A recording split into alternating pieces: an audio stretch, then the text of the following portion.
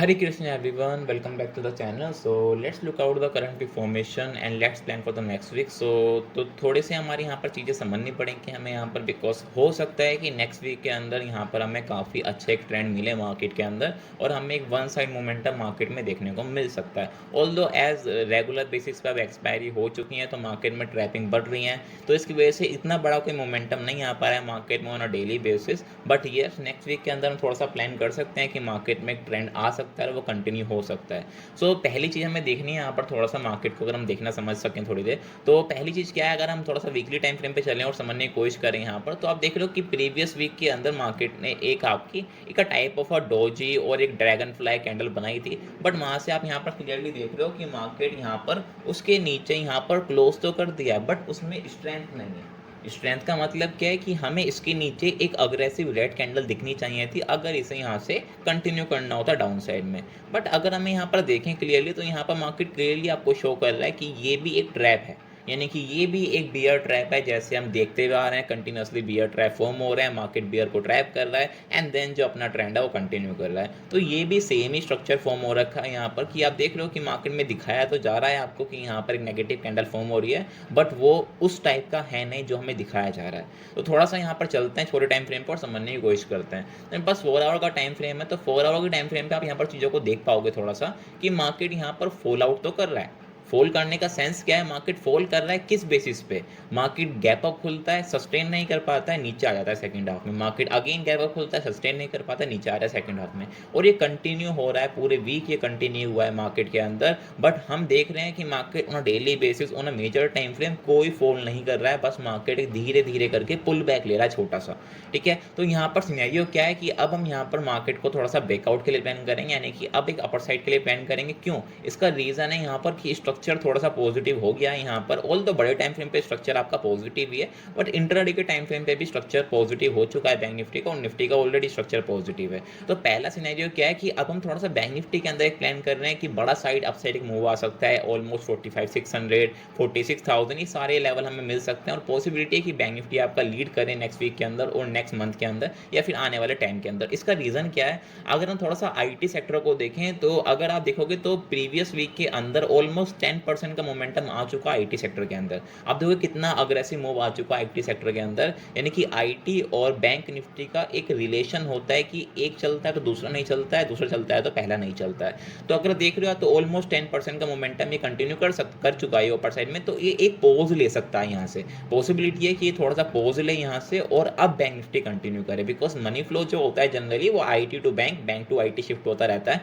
तो अब जब आईटी रिलैक्स करेगा तो बैंक निफ्टी के अंदर एक पुश हो सकता है और बैंक निफ्टी काफी अच्छा खासा ही मूव आउट कर सकता है अपर साइड में, बिकॉज निफ्टी ऑलरेडी कर चुका है आईटी सेक्टर की वजह से और बैंक अभी भी पीछे हैं। तो ये नेक्स्ट वीक बैंक के लिए हो सकता है और बैंक कंटिन्यू कर सकते हैं अपना मोमेंटम अपसाइड के अंदर। तो इसलिए थोड़ा सा हम बैंक निफ्टी को अपसाइड के लिए मोमेंटम के लिए प्लान कर रहे हैं, निफ्टी को इतना अभी नहीं कर रहे हैं बिकॉज निफ्टी ऑलरेडी बहुत अग्रेसिव मूव कर चुका है।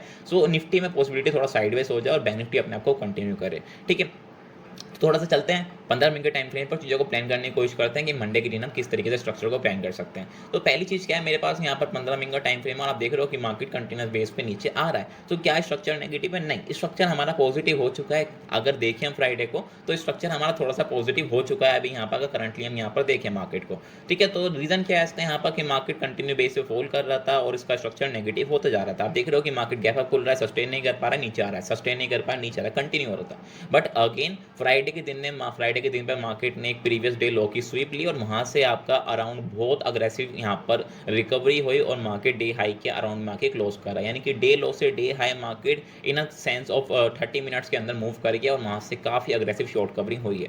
ठीक है, तो वहां से हमारे पास स्ट्रक्चर चेंज हुआ है यहाँ पर, तो एक यहाँ पर छोटा सा इंबैलेंस क्रिएट हुआ है। तो मार्केट इस इंबैलेंस को फिल करने जरूर आएगा यहाँ पर एक बार। अगर ये इंबैलेंस फिल करने आ जाता है यहाँ पर तो 44,700 650 ये बहुत अच्छे प्राइसेस हैं इस बैंक निफ्टी को लॉन्ग करने के लिए। पॉसिबल है कि अगर ये बाई चांस गैप डाउन में आ जाए या फिर फ्लैट ओपनिंग के बाद एक सडनली डिप में आ जाए यहाँ पर छोटा सा डिप, तो उसे हम बाई करने की यहाँ पर कोशिश करेंगे 44,700 650 या 750 के अराउंड में हम इसे लॉन्ग करने की कोशिश करेंगे अपना 50 पॉइंट का एसएल मेंटेन करके, और यहाँ पर हम फिर अब सेट के लिए प्लान करेंगे। पॉसिबिलिटी कि शॉर्ट कवरिंग में एक मोमेंटम में हमें मिल जाए मार्केट। सो मेनली हम यहाँ पर ऑल टाइम हाई का टारगेट रख रहे हैं और उसके ऊपर भी कंटिन्यूशन हो सकता है मार्केट। ठीक है, तो 44,700 650 या 750 के अराउंड में हम इसे लॉन्ग करने की कोशिश करेंगे 50-60 पॉइंट का एसएल कैसल मेंटेन करके। अगर फ्लैट ओपनिंग करके कंटिन्यू करता है अपर साइड में, थोड़ा सा वेट करेंगे, एक पुल बैक आ जाए छोटा सा, फिर जब ये पुल बैक करने के बाद फिर से ब्रेकआउट कर रहा होगा तो फिर हम इसे अगेन छोटे कैसल के साथ यहाँ पर इसे प्लान करेंगे अप साइड के लिए, बिकॉज पॉसिबली है कि अभी कंटिन्यू कर जाए अपर साइड में, बिकॉज यहाँ पर अब इसका टाइम दिख रहा है हमें थोड़ा सा कि ये कंटिन्यू कर जाए।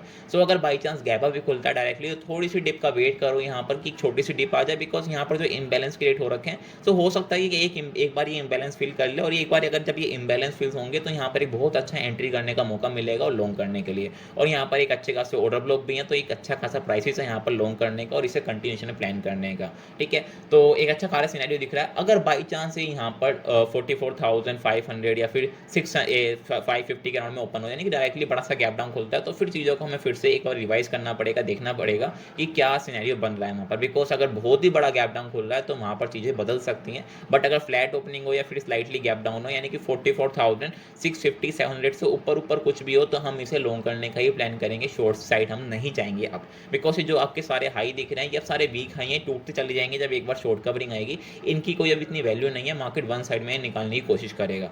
सो नेक्स्ट वीक के लिए थोड़ा सा हम बाइंग के लिए रखेंगे। बैंक निफ्टी को यहाँ पर एक अच्छा स्ट्रक्चर दिख रहा है, फ्लैट ओपनिंग, एक छोटी सी डिप के बाद लॉन्ग, अगर गैप अप खुल रहा है तो यहाँ पर एक हल्का सा डिप, यानी कि अराउंड क्लोजिंग प्राइस के आसपास तक का डिप मिल जाए, फिर छोटा सा और नीचे डिप मिल जाए, यानी कि मेन मोटिव क्या, अगर 44,760 का प्राइस मिलता है तो सबसे बेटर प्राइस होगा इसे लॉन्ग करने का, 50-60 पॉइंट का एसएल मेंटेन करके अपना 1:2, 3, 4, 5, यानी कि जो भी आप अपना प्लान कर सकते हो, मेजर टारगेट आपका ऑल टाइम हाई ही होना चाहिए। तो निफ्टी को प्लान करने की कोशिश करें, निफ्टी को देखते हैं निफ्टी में क्या प्लानिंग कर सकते हैं यहाँ पर। सो निफ्टी का अगर हम देखें थोड़ा सा यहाँ पर, तो निफ्टी के अंदर बड़े टाइम फ्रेम पे जाने की नीड नहीं है, यानी कि वीकली टाइम फ्रेम या डेली टाइम फ्रेम में जाने की नीड नहीं है। ऑल दो डेली टाइम फ्रेम पे एक ब्रेकआउट हुआ, बट जाने की नीड नहीं है। क्यों नीड नहीं है? बिकॉज वहाँ पर आपको कोई सेटअप नहीं मिलेगा। क्यों? बिकॉज वहाँ पर वन साइड मूवमेंट आपको दिख रहा है, वहाँ पर कुछ भी आपको ऐसा देखने को नहीं मिलेगा जिसके भी यहाँ पे आप एंट्री प्लान कर सको।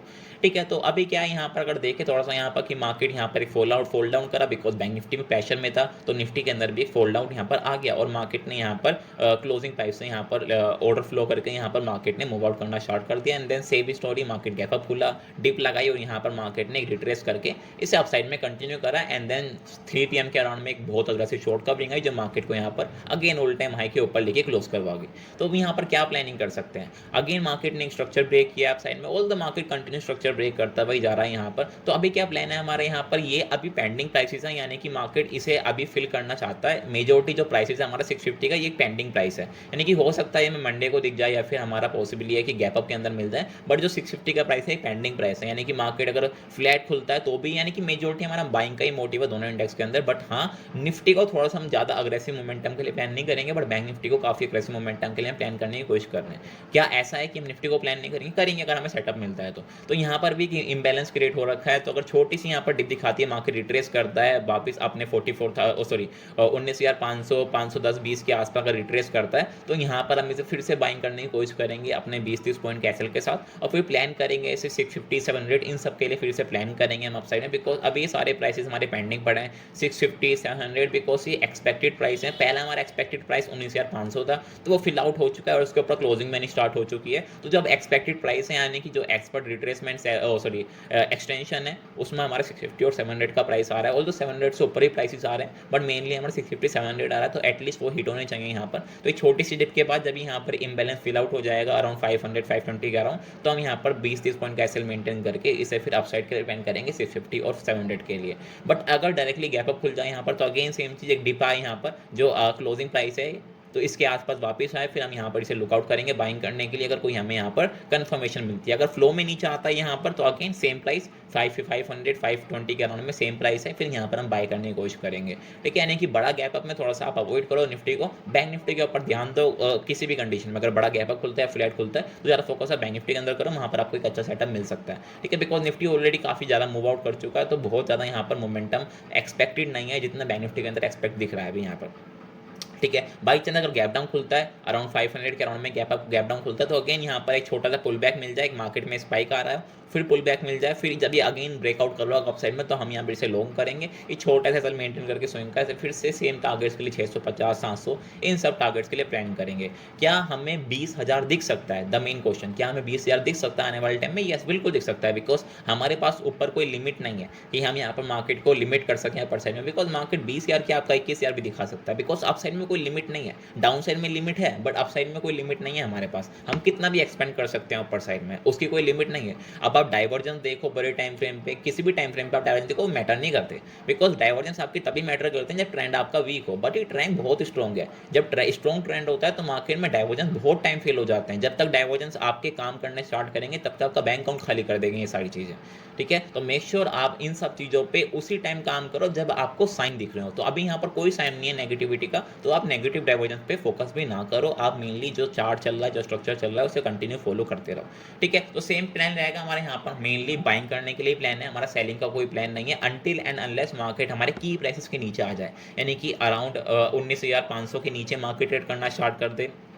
हो सकता है गैप डाउन खुल जाए या फिर किसी वजह से सडनली एक डिप आ जाए यहाँ पर बहुत अग्रेसिवली, तो फिर हम थोड़ा सा अपना व्यू चेंज करना स्टार्ट करेंगे, बिकॉज हमें मार्केट के साथ बदलना पड़ता है, मार्केट के साथ चीज़ों को चेंज करना पड़ता है। तो 19,500 के नीचे ही चीज़ें बदलनी स्टार्ट होंगी और बैंक निफ्टी के अंदर आपका 44,500 के नीचे ही चीज़ें चेंज होनी स्टार्ट होंगी। तब तक हमें टेंशन लेने की बात नहीं है, हम कोशिश करेंगे छोटी सी डिप मिल जाए हमें मंडे के दिन और हम वहाँ पर से अग्रेसिवली बाय करने की कोशिश करेंगे। और मेन टारगेट्स के लिए बैंक निफ्टी को ही प्लान करेंगे, because Nifty already move out हो चुका है। सो बाकी चीज़ें आप अगर देखोगे थोड़ा सा आप ओवरऑल मार्केट देखोगे, लाइक डो जोन्स देखोगे, आप इंडिया विक्स देखोगे और थोड़े से आप अपना डॉलर इंडेक्स या फिर रुपये को देखोगे, तो सब चीज़ स्टेबल है। आप देखोगे इंडिया विक्स स्टेबल है, बाकी आपके यूएस मार्केट या फिर आपका यूरोप बिल्कुल स्टेबल है, कोई पैनिक नहीं है। और आपका डॉलर इंडेक्स रुपये काफ़ी स्ट्रॉन्ग होते जा रहा है, ऑल्दो कुछ दिनों पहले रुपये के अंदर स्पाइक आया था बहुत अग्रेसिव और रुपये काफ़ी वीक हो गया था, बट अगेन रुपये में सडनली एक डिप आ चुकी है और बहुत अग्रेसिव तरीके से नीचे आ चुका है रुपये। अगर आप देखेंगे यहाँ पर, तो रुपये का अगर चार्ट मैंने खोल रखा है यहाँ पर, तो आप इसे डेली टाइम फ्रेम पे देखेंगे तो यहाँ पर काफ़ी अग्रेसिव सडनली स्पाइक आया था रुपये के अंदर, एंड देन इमीडिएटली यहाँ पर एक फॉल आउट में हो गया, यानी कि मार्केट पूरा रिवर्स कर गया यहाँ पर रुपये। तो अभी रुपये भी काफ़ी स्ट्रॉन्ग दिख रहा है यहाँ पर, तो काफ़ी अच्छे यहाँ पर सेंटीमेंट दिख रहे हैं। ऑल्दो उस टाइम हमने यहाँ पर बात करी थी कि हो सकता है कि रुपये ब्रेकआउट कर दे और हमारे मार्केट नीचे आ जाए, बट एज यहाँ पर जो प्राइस है पूरा मैनिपुलेट हो चुका है और वन साइड रुपये नीचे आ चुका है, ठीक है। तो अब देयर इज हाई चांसेस कि हमारा मार्केट अगेन कंटिन्यू करे, और एज मार्केट ये स्टेबल हो चुका है और आपका डॉलर इंडेक्स भी नीचे आ चुका है, तो स्टेबिलिटी अच्छी खासी है मार्केट में, तो कोई भी सेलिंग का प्रेशर अभी हम एक्सपेक्ट नहीं करेंगे। अभी कंटिन्यू करेंगे बाइंग के लिए अनटिल एंड अनलेस मार्केट हमारे जो की प्राइसेस है उन्हें ब्रेक करके डाउन साइड में क्लोजिंग करना स्टार्ट कर दें, सस्टेन करना स्टार्ट कर दें। सो अभी के लिए इतने रखते हैं, बाकी अगर कोई मेजर मार्केट में चेंज होता है, सेंटीमेंट चेंज होता है, तो उसे हम मार्केट लाइव मार्केट में समझने की कोशिश करेंगे। So thank you. इफ आपको वीडियो अच्छी लगी हो तो लाइक जरूर करें। Thank you so much.